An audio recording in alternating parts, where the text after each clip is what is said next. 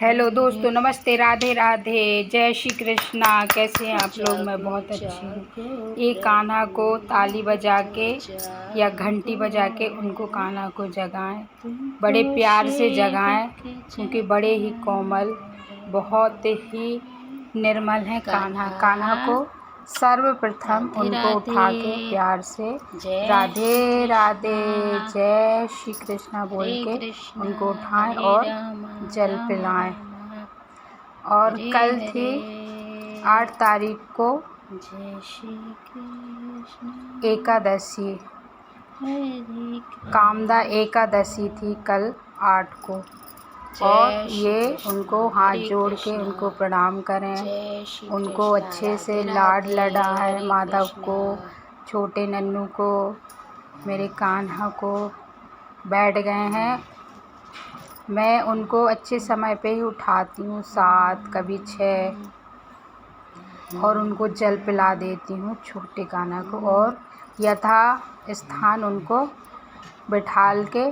और कल की जो एकादशी की जो आसन लगी थी, वो आसन को आज हम उठा लेंगे। सर्वप्रथम जो हमने श्री गणपति जी को विराजमान किया था उन्हें उठाया, फिर लक्ष्मी नारायण भगवान की जो मूर्ति है उन्हें भी हम उठा के यथा स्थान पर उन्हें जो है उन्हें विराजमान कर देंगे। और उसके बाद जो फूल तिली जिसकी भी आसन दिए थे वो अच्छी तरह साफ कर लेंगे। और ये कान्हा को भी विराजमान करे थे आसन सहित, तो वो भी हम उनको यथा स्थान पर बिठाल देंगे।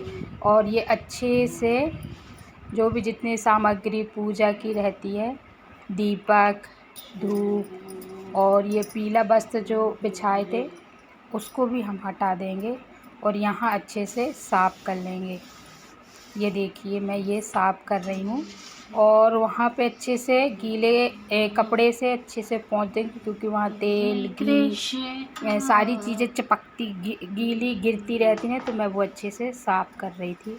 और उसके बाद ये मैट बिछा दूँगी मैं।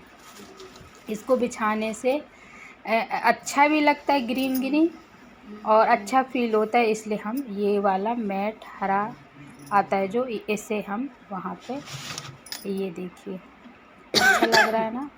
ये लाइट नहीं है ज़्यादा। और सर्वप्रथम कान्हा जी की ये आसन हम वहाँ पे विराजित कर देंगे। और ये श्री गणेश हैं और लक्ष्मी माता और साथ ही कुबेर हैं, उनकी भी आसन यथा स्थान स्थापित कर दिए हमने। और उसके बाद ये भोग लगाते हैं। अभी तो ये कान्हा को पहले मैं इसी में विराजमान करती थी, फिर उनकी आसन लाई, अब मैं उस पर, और ये आसन के ऊपर ये कपड़ा बिछाएंगे, लाल पीला जो हो आपके पास वो बिछा दीजिए। फिर कान्हा को नहलाने के लिए नहलाएंगे। ये देखिए स्नान कराएंगे कान्हा को, देखिए ठंडे ठंडे पानी से, क्योंकि थोड़ी गर्मी होने लगी है, इसलिए अब उनको ठंडे पानी ही से अब नहवाते हैं, उनको स्नान कराते हैं कान्हा की सेवा जल से।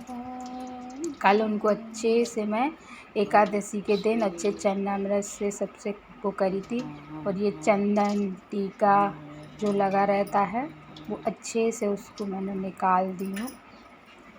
और ये गौ माता हमारे यहाँ पीतल की है गौ माता, और ये छोटे कान्हा को जो विग्रह में जल लग जाता है वो अच्छे से साफ़ कर देती हूँ, नहीं तो वो जल अगर लगा रहता है तो वो काले दाग पड़ने लगते हैं, इसलिए उनको अच्छे से। और ये तुलसी माला है जो सदा उनके पास ही रहती है।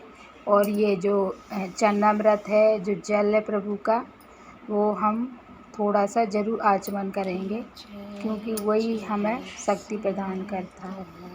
और ये वस्त्र धारण और इत्र की सेवा ज़रूर करना, तो इत्र कर देंगे और उनको वस्त्र पहना देंगे। ये देखिए वस्त्र पहना के और स्नान करके कितने स्वच्छ और कितने ही प्यारे लग रहे हैं हमारे कान्हा। उनको तैयार होना और स्नान करना बहुत ही अच्छा लगता है और मस्ती भी करते रहते हैं हमारे कान्हा। ये देखिए, और ये छोटे कान्हा को भी मैं तैयार करूँगी। और सब पहले उनको मैं थोड़ा ही सा गर्मी के टाइम पे थोड़ा श्रृंगार ही करती हूँ, ज़्यादा नहीं करती हूँ।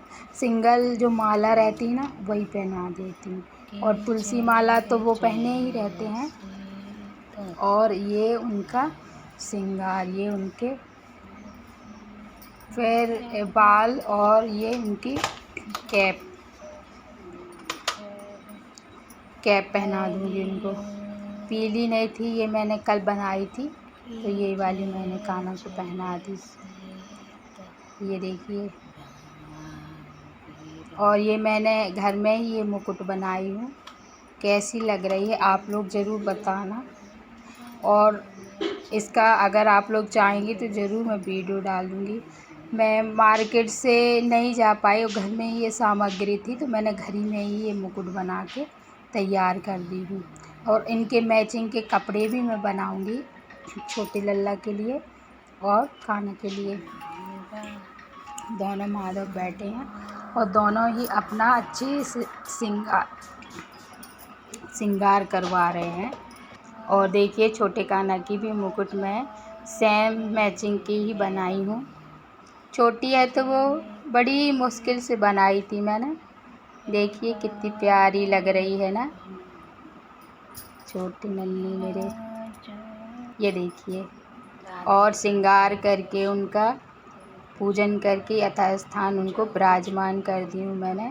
और आरती और दीपक और हवन करके पूजा करके ये मैं आ गई थी किचन में। और अब मैं चाय चढ़ा दी हूँ। और चाय के बाद, क्योंकि आज द्वादशी है यानी कि पारण का समय है, तो जल्दी करते हैं, तो मैंने सुबह मतलब 9 बजे तक का ही पारण का समय था, इसलिए मैंने ये नाश्ते में और भोग के लिए ये पोहा बना ली थी।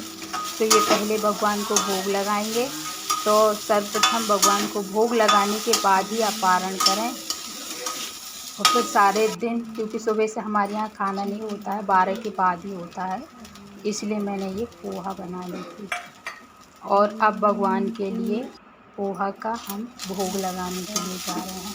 और सर्वप्रथम आप पारण कैसे करेंगे? पहले सर्वप्रथम आप तुलसी दल अपने मुख में रख के फिर उसके बाद आप पारण करेंगे, व्रत खोलेंगे और ये कान्हा को भोग लगाएंगे।